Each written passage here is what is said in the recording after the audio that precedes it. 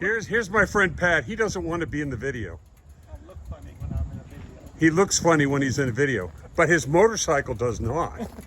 His motorcycle looks great whether it's in a video or not. And we got John over here with his copper-clad bike next to my bike. Okay, so where are we? We are in Trevilians, Virginia. Probably a better idea if I come over here. The Battle of Trevilian Station. In June 1864, shortly after the bloody battle at Cold Harbor, Union Major General Philip Sheridan and his cavalry moved westward to disrupt the Virginia Central Railroad and unite with Major General David Hunter's army, then operating in the Shenandoah Valley. Red cavalry under Major General Wade Hampton and Major General Fitzhugh Lee engaged Sheridan in intense fighting here on 11 June. The Rebs established a strong position on the Gordonsville Road that night. This is the Gordonsville Road. And up that way is Gordonsville. And the Federals failed to dislodge them during repeated attacks on 12 June. Sheridan then retreated eastward. This was the largest all-cavalry battle of the war. Now, the thing about cavalry battles is there's a little bit here, there's a little bit there, there's some over there, there's some back there, there's some over here, there's a road over there, and we're not going to do all that. So what we're going to do is look at this old sign, this old marker, which says Battle of Trevilians fought here June 11th, and it says pretty much the same thing. Okay, 5,000 Confederates, 8,000 Federal casualties. Oh, wait a minute. It was a battle between 5,000 Confederates and 8,000 Federals. The Confederate casualties were 612, the Federals were 1,007. Greatest all-cavalry battle of the war. A signal Confederate victory. And erected by the Louisa Chapter, United Daughters of the Confederacy, 1926. All right, gentlemen, let's move on. All right, we're on the outskirts of Trevilians. And the first thing you notice is this railroad track, this sign, and this roadkill. Anyway, Og Farm. Og Farm.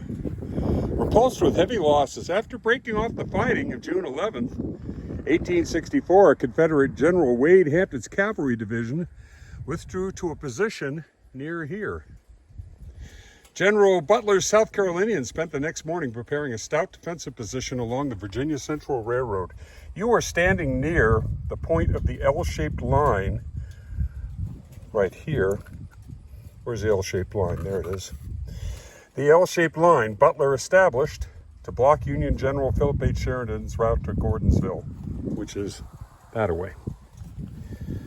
A few yards from here, the apex of that line became known as the Bloody Angle during the heavy fighting later that day.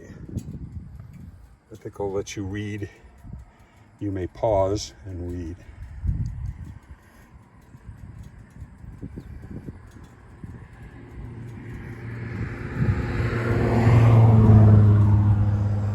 General George Custer's Wolverines. And these squiggly little lines mean a Federal withdrawal. So, Custer, Dan's store, you were here.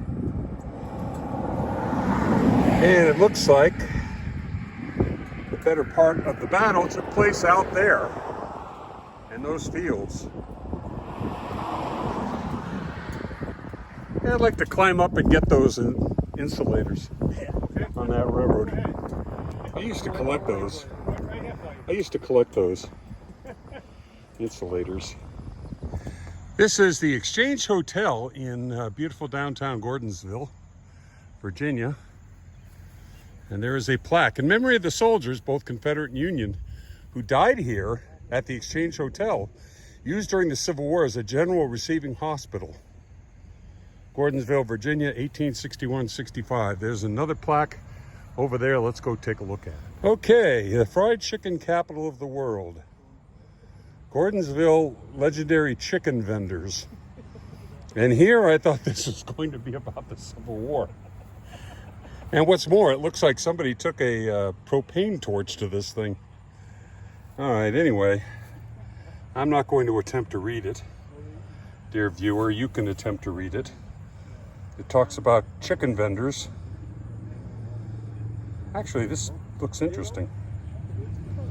The Gordonsville Exchange Hotel opened in 1860 and provided an elegant stopping place for passengers on the Virginia Central Railway.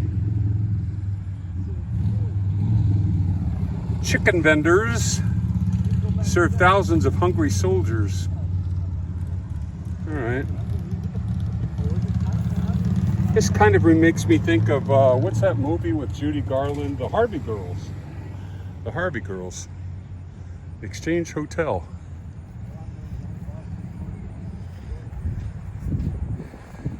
Here's a sign, the Exchange Hotel.